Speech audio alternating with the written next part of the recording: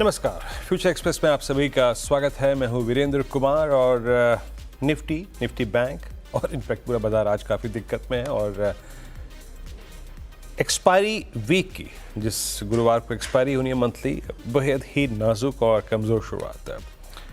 आज क्या गंवाया हमने? एक बार के लिए इंट्राडे में 23,000 को गंवा दिया, हमने 22,900 को गंवा दिया, ऑलमोस्ट 23,840 की ट्रैजेक्टरी में गए। वहाँ से छोटा सा लगभग 60 अंकों का पुल बैक है।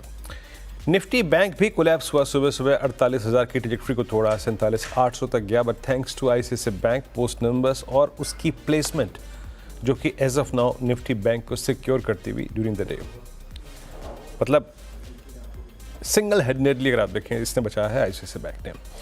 लेकिन देखिए सुबह हमारी अप्रोच क्या थी? सुबह क्लियर कट एक ये विज़न दिया गया था मॉर्निंग कॉल में, मुनाफे की ये जो अप्रोच थी उसमें it's a sell and rise. और RS1 के नीचे देखिए हमारा जो पिछले 10 दिन का किसी भी शॉर्ट होल्डर का स्टॉप लॉस रहा है या फिर शॉर्ट करने का जोन रहा है, that simply 10 day exponential average और कॉल आइटर्स 23,163 के नीचे तबीयत से सेल कीजिए। और इंट्राडे हाई था करीब 23,000, करीब समझ लीजिएगा कि आप 7 का। कोलैप्स हुए हमने तोड़ा, पहले 9-10 पे हमने सपोर्ट लिया इनिशियली फर्स्ट, उसके बाद फिर पुल बैक आया और फिर कोलैप्स हुए। और क्या हमने छुआ नीचे की तरफ? जरा प्लीज़ बेस वन स्क्रीन पे लेके आइएगा।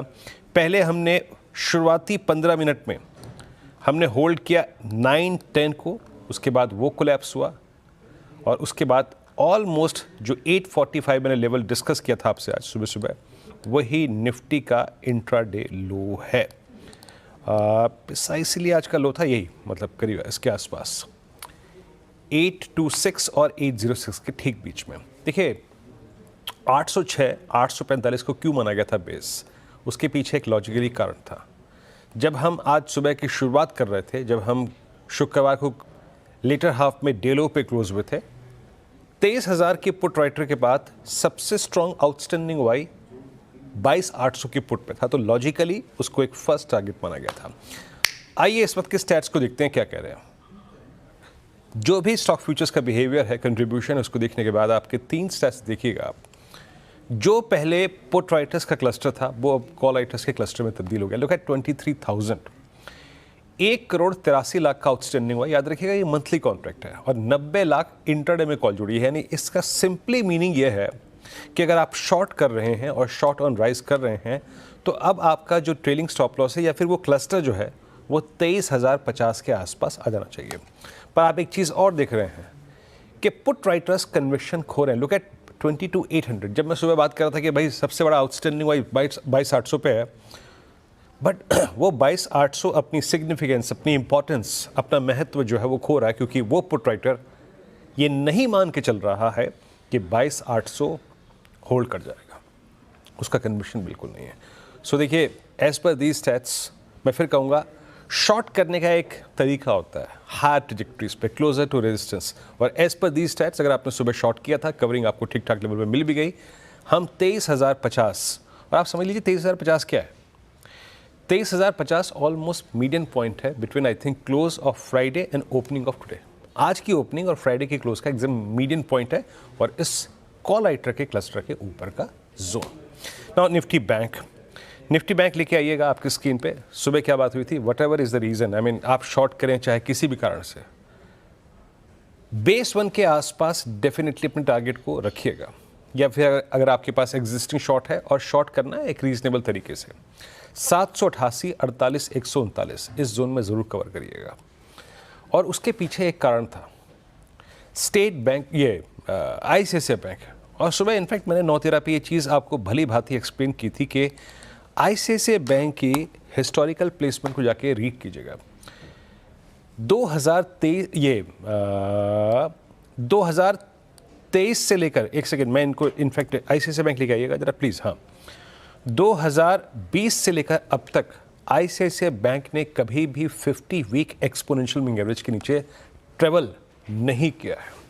और वही एक कारण था कि इसका एक पुल बैक आया। पोजीशनिंग पहले से ख़राब थी, नंबर्स ठीक ठाक थे, न बहुत कोई डिसअपॉइंटमेंट्स थे, न बहुत कोई एनकरेजिंग था, बट प्लेसमेंट थी जो बचा के ले गई। और इसने ही सिंगल हैंडेडली निफ्टी बैंक को एक पुल बैक दिया।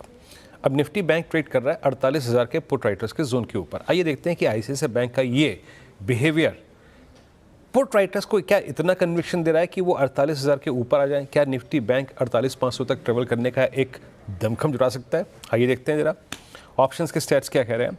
हम यहाँ पे 3 कॉल्स और पुट्स को रीड करेंगे, ठीक है। क्या हो रहा है यहाँ पर देखिए, 48,500 पे कॉल कंसंट्रेशन है 15 लाख का, 300 पे कॉल नहीं बिक रही है और 800 पे है करीब करीब 8 लाख का। यानी आप मान के चलिए कि इस पुलबैक में निफ्टी बैंक अगर 48,500 तक का सफ़र तय कर ले तो वही बड़ी बात नहीं होगी। और बड़ी चीज़ जो हो रही है वो ये है कि 48,000 पे पुट राइटर्स आ रहे हैं और 47,500 का पुट राइटर ओआई लूज कर रहा है। तो bank Nifty is looking far better in placement versus Nifty. और शॉर्ट टर्म राइज की अगर आपको अप्रोच रखनी है तो आप निफ्टी पे रखिए। क्यों? क्योंकि यहाँ पे निफ्टी आईटी का पेन जो है वो आपको आपके शॉर्ट ट्रेड पे मदद करेगा बजाय के निफ्टी बैंक।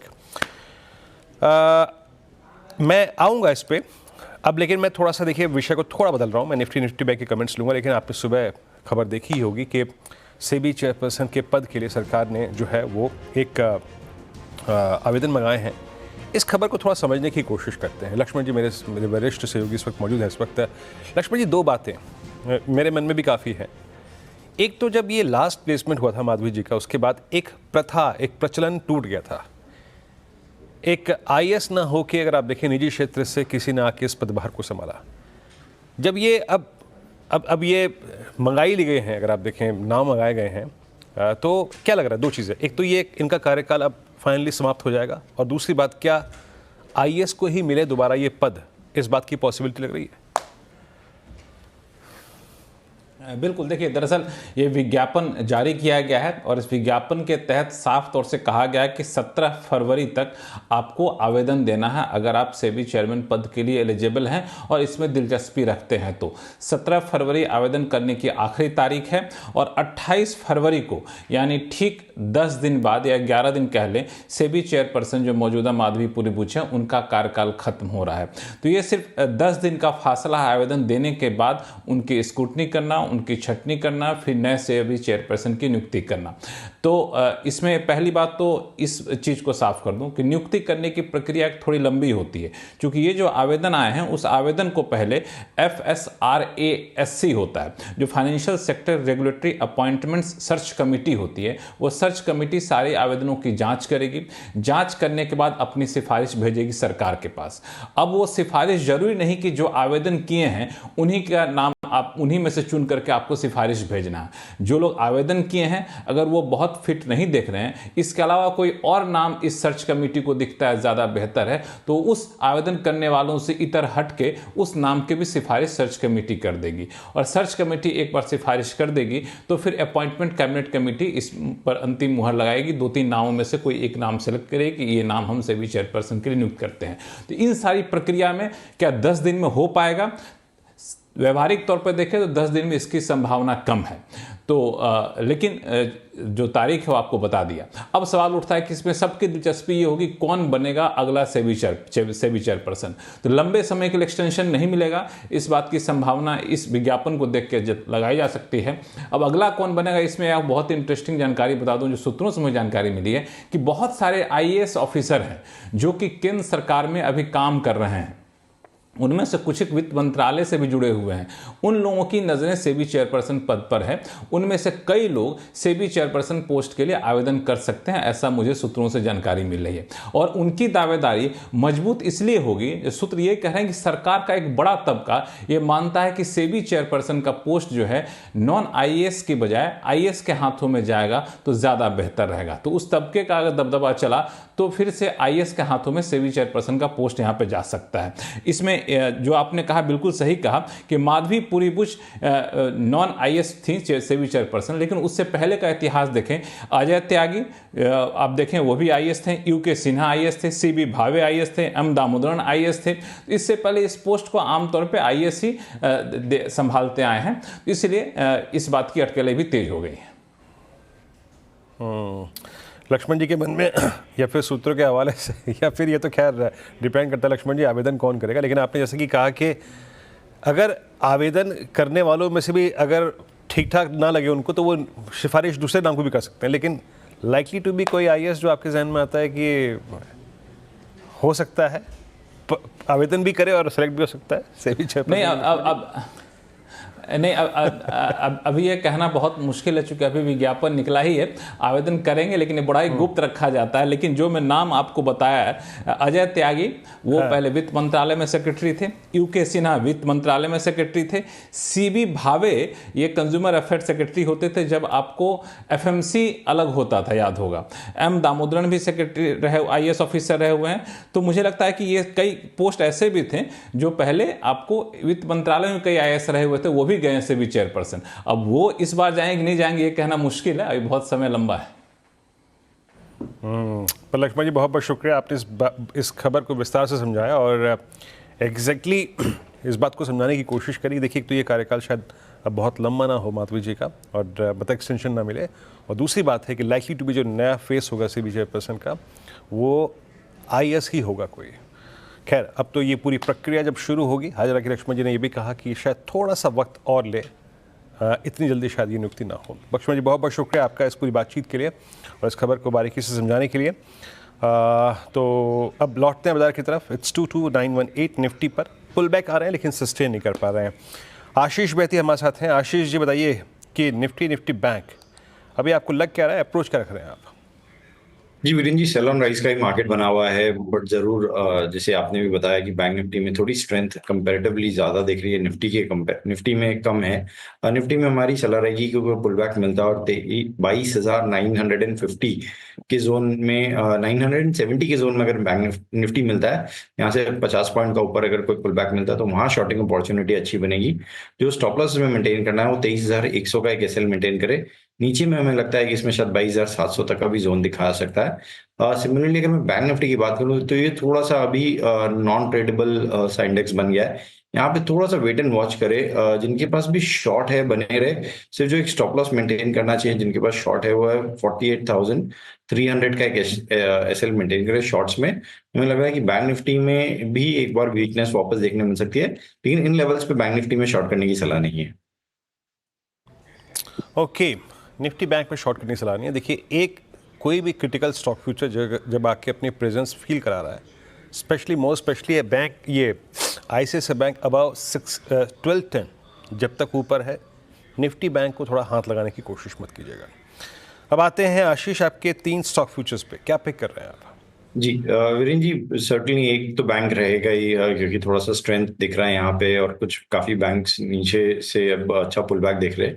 तो पहला जो बैंक में अच्छा लग रहा है वो फेडरल बैंक।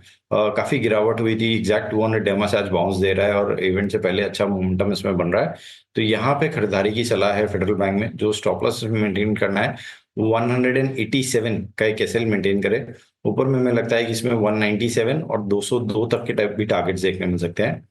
दूसरा जो स्टॉक हमें अच्छा लग रहा है वो भी एक पुलबैक कैंडिडेट है, पिडिलाइट। हमें लग रहा है कि जिस हिसाब से थोड़ा सा क्रूड नॉर्मलाइज हुआ है, पिडिलाइट में एक अच्छा मोमेंटम बन रहा है। जरूर एशियन पेंट्स और बजर में भी बन रहा है, बट हमारी प्रेफर्ड पिक पिडिलाइट रहेगी इस स्पेस में से।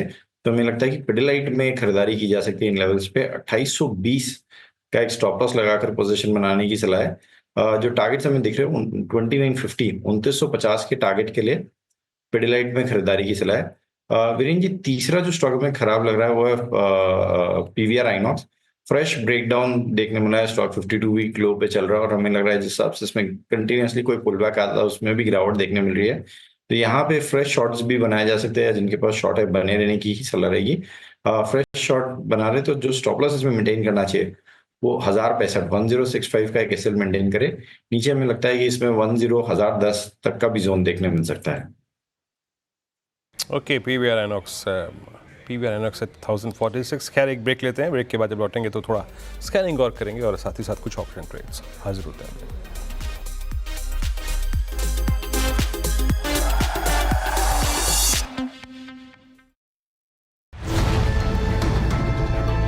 बजट का सबसे इंपॉर्टेंट टर्म फिस्कल डेफिसिट, कमाई और खर्च के बीच के अंतर को फिस्कल डेफिसिट कहते हैं। ये वो नंबर है जिस पर बाजार की पैनी नजर होती है। सरकार के खर्च अगर कमाई से ज़्यादा हैं तो वो कर्ज लेकर उसको पूरा करती है। जितना ज़्यादा डेफिसिट उतना ज़्यादा उधार। ज़रूरत से ज़्यादा वित्तीय घाटा होना मार्केट को परेशान करता है। सरकार ने FY25 के लिए 4.9% फिस्कल डेफिसिट का लक्ष्य तय किया है।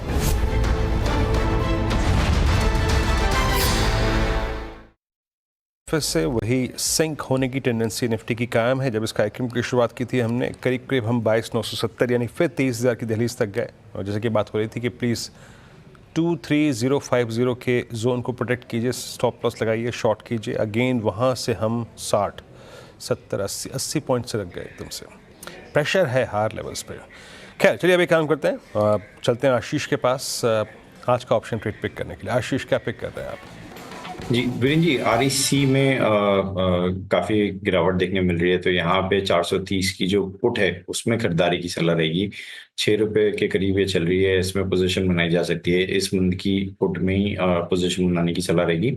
जो इसमें स्टॉप लॉस मेंटेन करना हो 3 रुपए का, और हमें लगता है कि इसमें 10 रुपए का पहला टारगेट और 14 रुपए के दूसरे टारगेट के लिए खरीदारी की जा सकती है। ओके, REC की जनवरी की 430 की पुट ऑप्शन करीब ट्रेड कर रही है 595 पे। 108% का इजाफा है यहाँ पे, और ओपन इंटरेस्ट आप देख ही रहे हैं। चलिए शुक्रिया आशीष, आप इस कार्यक्रम में शामिल हुए। सभी स्टॉक्स और इंडेक्सेस पर रखे आपने सारे इंडेक्स स्टॉक्स और स्टॉक ऑप्शंस की ट्रेड के लिए। एक ब्रेक के बाद लौटते हैं तो बात करेंगे ग्रोथ कोड की।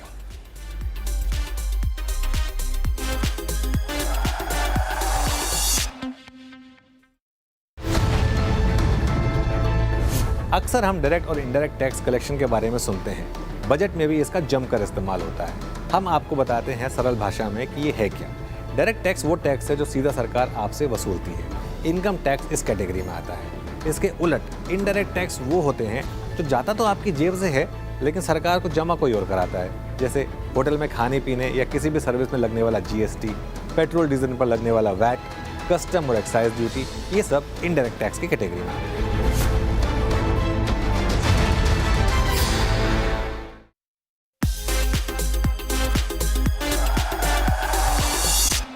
स्वागत है कार्यक्रम में एक बार फिर से आपका, और अब बात करते हैं ग्रोथ कोड की। जैम जो ग्रो और CNBC आवाज़ की एक खास पहल है, जिसके ज़रिए हम आपको मार्केट से जुड़ी बारीकियां और ट्रेडिंग स्ट्रेटजीज़ के बारे में बताते हैं, जिससे आप अपने निवेश से जुड़े सही फैसले ले सकें। इस हफ्ते प्रशांत नायर ने सेबी के होल टाइम मेंबर मिस्टर अनंत नारायण से एक्सक्लूसिव बातचीत की और जाना कि डेरिवेटिव मार्केट में से जुड़े जो रिस्क हैं वो क्या हैं। आइए इस चर्चा को सुनते हैं।